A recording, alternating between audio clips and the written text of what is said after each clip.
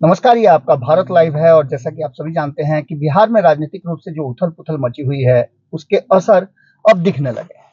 आपको बता दें कि लगातार जो सरकार में, सत्ता में जो लोग हैं, उन पार्टियों के भीतर हड़बड़ी और खलबली दोनों मची हुई है। जहां एक तरफ नीतीश कुमार लगातार अब अपनी पार्टी को संगठित करने में लगे हुए हैं, वहीं आपको बता दें कि तेजस्वी यादव भी कम नहीं है। तेजस्वी यादव ने भी अपने पार्टी को संगठित करने का और आगे की रणनीति बनाने के लिए तैयारियां शुरू कर दी है।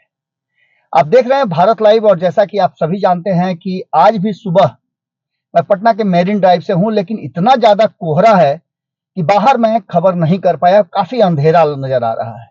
इन सब के बावजूद आप तक खबरें पहुंचाना बहुत जरूरी था, इसलिए मैं अपनी गाड़ी में बैठ करके आप लोगों से सीधा संवाद कर रहा हूं और बिहार की राजनीति में जो घटना घटित हो रही है उनकी बातें आप तक पहुंचा रहा हूं।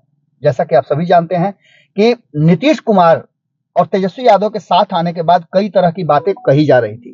कहा तो यहां तक जा रहा था कि नीतीश और तेजस्वी यादव के बीच जो कुछ भी चल रहा है, उन सारी बातों को लेकर के अब तेजस्वी यादव भी अलर्ट मोड में है और तेजस्वी यादव से ज्यादा उनकी पार्टी के विधायक, उनकी पार्टी के जो नेता हैं, उनके पार्टी के वरिष्ठ नेता हैं, वो सब धीरे धीरे करके अपनी बातें रखने लगे हैं। अब जो वर्तमान स्थिति बनी है, उस स्थिति में तेजस्वी यादव पर दबाव बनने लगा कि वो अपने पार्टी मेंस के साथ बैठें और बात करें। इन सारी बातों को लेकर के जो लगातार खबरें आ रही थी कि कहीं ना कहीं नीतीश कुमार के साथ जाना तेजस्वी यादव को काफी भारी पड़ रहा है और इसको लेकर के नीतीश की यारी को लेकर के भी लगातार उन पर दबाव बढ़ता जा रहा है। कुर्नी के चुनाव में बहुत कुछ सामने आया। कुर्नी के चुनाव में एमओआई समीकरण पूरी तरह से ध्वस्त नजर आया। हालांकि बता दें आपको कि जिस तरह से हमने आपको पूरी कुर्नी की रिपोर्ट बताई थी, उस रिपोर्ट में एआईएमआईएम के खड़ा होने के बाद कहा यह जा रहा था कि महागठबंधन को वोट नहीं जाएगा और एआईएमआईएम को वोट ट्रांसफर होगा, लेकिन ऐसा हुआ नहीं। इसलिए हम बता रहे हैं कि अगर ऐसा हुआ होता तो जो आंकड़े बता रहे थे, जो गणना थी और जितने प्रतिशत वोट हुए थे, वो सारे बता रहे थे कि महागठबंधन को हराना मुश्किल था।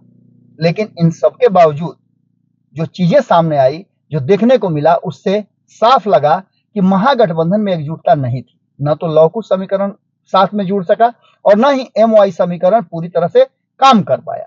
ऐसी स्थिति में बार बार ये तेजस्वी यादव को समझाने की कोशिश हो रही है कि नीतीश कुमार के फेरा में पड़ करके आप अपना भी जो सब कुछ है वो गंवा देंगे। धीरे धीरे करके शराबबंदी जो है और ज्यादा तेजस्वी यादव पर दबाव बनाने लगी है। शराबबंदी को लेकर पहले भी तेजस्वी यादव क्या कुछ कहते थे, ये सब आप जानते हैं।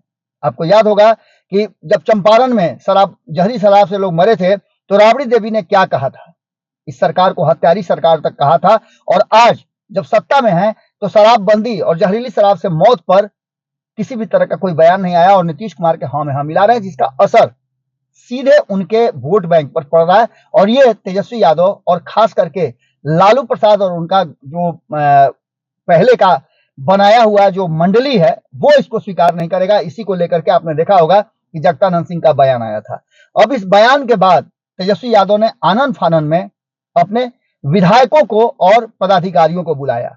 जैसा कि आप सभी ने देखा होगा कि इसकी खबरें हमने आपको पहुंचाई ही है, लेकिन सबसे बड़ी बात है कि यह बैठक उस बयान के बाद आया है जब जगदानंद सिंह ने 2023 में तेजस्वी यादव को मुख्यमंत्री बनने की बात कही थी।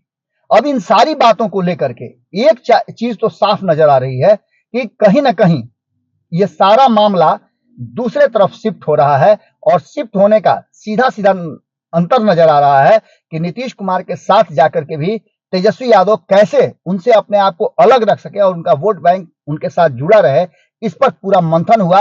और इसके साथ साथ जो जगदानंद सिंह ने कहा था कि 2023 में मुख्यमंत्री बनेंगे, उसके लिए क्या संभावनाएं हैं ये तलाशी गई। इसके साथ ही सभी विधायकों को यह बात कहा गया कि अपने अपने क्षेत्र में जाएं और लोगों से संवाद और संपर्क जारी रखें, क्योंकि यह झटका कुर्नी का छोटा मोटा नहीं था। 2024 और 25 के लिए जो तैयारियां राष्ट्रीय जनता दल कर रही थी, अचानक से नीतीश कुमार के बीच में आने से सारा जो उनका समीकरण है वो समीकरण गड़बड़ाता हुआ नजर आ रहा है। हालांकि आने के बाद कहा यह जा रहा था कि यह समीकरण काफी फायदेमंद होगा, लेकिन ऐसा दिखा नहीं।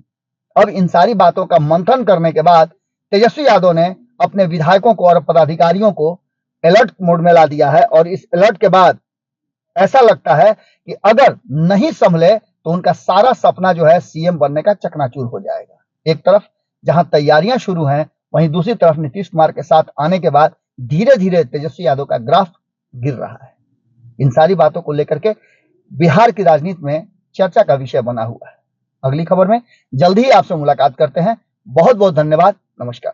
अगर ये वीडियो पसंद आई और वह बिहार के राजनीति और बिहारियत से सरोकार रखेनी तो सब्सक्राइब बटन दबा के चैनल के सब्सक्राइब कर ली। ओजे एगो घंटी बा, ओकरा बटन दबा देला से कुल सटीक और मारक खबर रुआ मुफ्त में मिल जाई। अगर रुआ पत्रकारिता के हमनी के नया प्रयोग में सहयोग कर चाहतानी तो ज्वाइन बटन दबा दी। पेटीएम नंबर नोट कर ली 9386816700। धन्यवाद।